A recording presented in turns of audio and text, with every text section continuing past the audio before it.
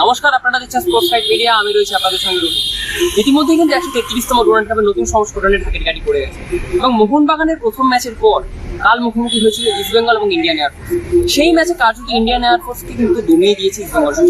প্রায় 3-1 বলে একটি জোরদার জয়ের মাধ্যমে কিন্তু ইস্টবেঙ্গল সেই ম্যাচটিকে জিতে নিয়েছে।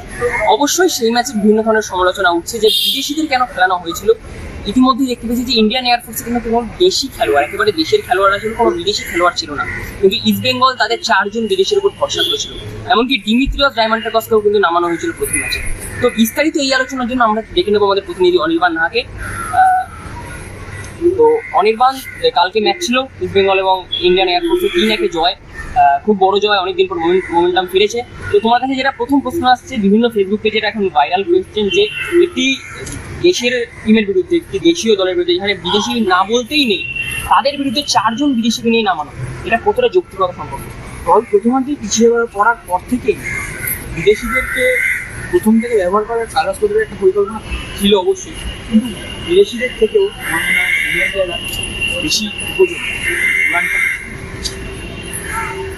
ঠিক আছে, কোনো ব্যাপার না, হারানো হয়েছে বিদেশিদের একেবারে। তো অনেকে সমালোচনা করছে যে বিদেশিদের নেওয়া হয়েছে। তো আমরা দেখতে পেয়েছি আমানকে দ্বিতীয়ার্ধে নামানো হয়েছে, প্রথমার্ধে কিন্তু ইতিমধ্যে সমতায় ফেরে ডেভিডের গোলে। তো তোমার কি মনে হয় যে ডেভিডের কতটা রোল রয়েছে এই ক্লাবের প্রতি? ডেভিড আগের বছর মোহামেডানের হয়ে একটা দুর্দান্ত ফর্মে ছিল। ডেভিডের গোলের অপেক্ষা সবাই ছিল।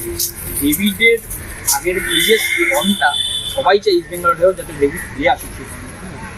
ডেভিড মোহামেডানের হয়ে একাধিক গোল করেছে সিএসএল এবং দুর্দান্ত গোল করে গেছে। কিন্তু ডেভিডকে প্রথম ইউটিলাইজ করা সিএসএল এর দাবি, এখানে ডেভিড নিজের ফর্মে ফিরতে পারে। আর যদি বলা যায় ডেভিড তার ফর্মে ধারের কাছে, কিন্তু ডুরান্ডের গোলটা ডেভিডের কোথাও না কোথাও সিএসএল ছোঁয়া দিয়ে।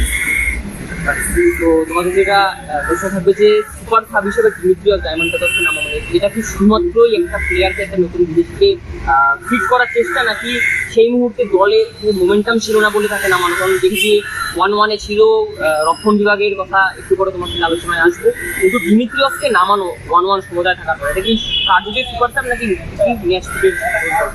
একেবারেই সুপার সাবের ব্যাপার। কারণ হচ্ছে কার্লোস কদ্দার ডুরান্ড কাপে একজন বিদেশি দলের বিপক্ষে ভারতীয় ইন্ডিয়ান প্লেয়ারদের উপর ভরসা করতে ডিমিত্রিয়সকে নামানো টোটালি ম্যাচটা 3 পয়েন্ট নিজেদের দখলে আনা। তো যেটা এখনের বর্তমান চর্চিত বিষয় যে ইস্টবেঙ্গলের রক্ষণ বিভাগ, আমরা কালকে দেখেছি যে ম্যাচে ইন্ডিয়ান এয়ারফোর্সের বিরুদ্ধে প্রথমার্ধেই কিন্তু গোল খেয়ে গেছিল। তো সেখান থেকে মিরাজি মাহেরের যে কালকে পারফরমেন্সটা ছিল, বা চুংনঙ্গা যথেষ্ট ডিটোনেটভাবে ভালো পারফরমেন্স করেছে, কিন্তু মিরাজি মাহের 2 বছর এক্সটেনশন করা হয়েছে, কন্ট্রাক্টে ভালো খেলা হয়েছে, ইস্টবেঙ্গল সমর্থকরা তাকে নিয়ে আবেগে একেবারে আত্মহারা। তো সেই থেকে দেখতে গেলে রক্ষণ বিভাগের কিন্তু অনেক রকম ফল দেখতে পেয়েছি। তো এই রক্ষণ বিভাগ নিয়ে পরবর্তী পদক্ষেপ যদি দেখতে যাই আমরা, কারণ জামশেদপুর, বেঙ্গালুরু এরা কিন্তু ভালো ফর্মে রয়েছে, তো তাদের বিরুদ্ধে বড় ম্যাচে কিংবা ডার্বির ক্ষেত্রে এটা কতটা মাথা ব্যথার কারণ হতে পারে বলতে?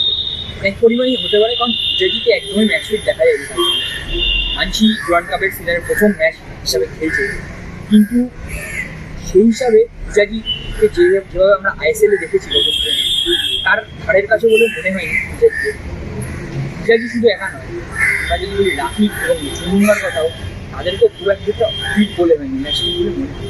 সেগুলো রক্ষণভাগ অনেকটাই কম, ঠিক আক্রমণভাগ যতটা সচল।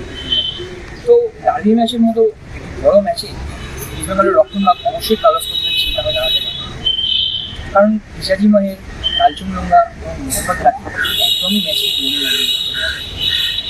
যদিও এটা ডুরান্ড কাপে ইস্টবেঙ্গলের প্রথম ম্যাচ, তবুও এতটা ঠিক কমজোরি পারফরমেন্স দেওয়াটা সঠিক বলে আমার মনে হয়।